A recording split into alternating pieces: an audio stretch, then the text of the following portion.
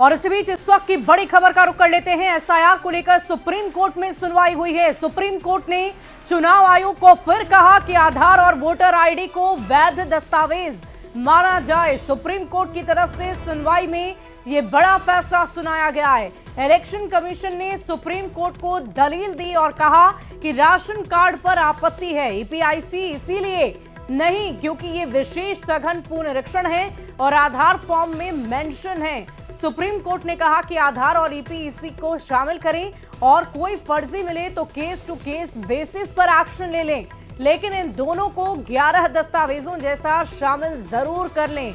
मामले पर कल फिर से सुनवाई होनी है और कल सभी पक्ष अपनी अपनी दलील रखेंगे। आपको बता दें कि और इस पूरी खबर के देख जानकारी के साथ न्यूज 18 संवाददाता शंकर आनंद हमारे साथ दिल्ली से फोन लाइन पर हैं। शंकर, क्या जानकारी है?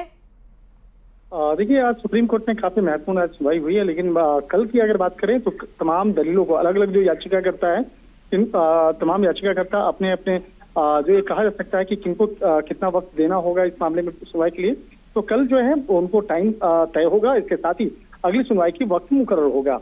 आज इस मामले में देखा जाए तो जिस तरह से बिहार में विशेष मतदाता सूची पुनरीक्षण का जो मामला है, इस मामले पर जिस तरह से तमाम मसलों को रखा गया और इस मसले पर आज सुधाकर सिंह भी आज कोर्ट में हालांकि पहुंचे थे और जिस तरह से इस मामले पर देखा जाए तो अलग अलग जो याचिकाएं दायर हुई थी, अलग अलग उनकी तरफ से कई सीनियर एडवोकेट भी पेश हुए थे। सीनियर एडवोकेट गोपाल शंकर नारायण जो हैं, जो एडीआर की तरफ से पेश हुए थे और इसके साथ साथ वो तमाम आज कोर्ट में सुनवाई के दौरान में आप तमाम दलीलों को रख रहे थे।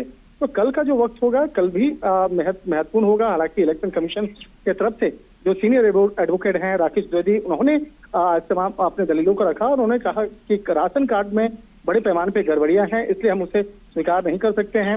आधार के बारे में जो हालांकि आज कोर्ट के द्वारा निर्देश दिया गया कि वो केस टू केस देखा जा सकता है, अगर किसी केस में अगर गड़बड़ी होती है तो उसको अलग से जांचा जाए। इस मामले में एपिक कार्ड के बारे में भी बताया गया।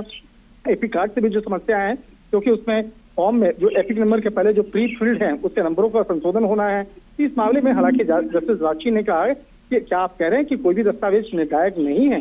इस तरह के जो सवाल जवाब आज किए गए हैं, तो एक तरह से कहा जा सकता है कि आज काफी विस्तार से सुनवाई हुई है, लेकिन कल की जो सुनवाई है वो भी कई मायने में बेहद महत्वपूर्ण होने वाली है। जी चले, बहुत बहुत शुक्रिया शंकर हमारे साथ जुड़ने के लिए, तमाम जानकारी के लिए।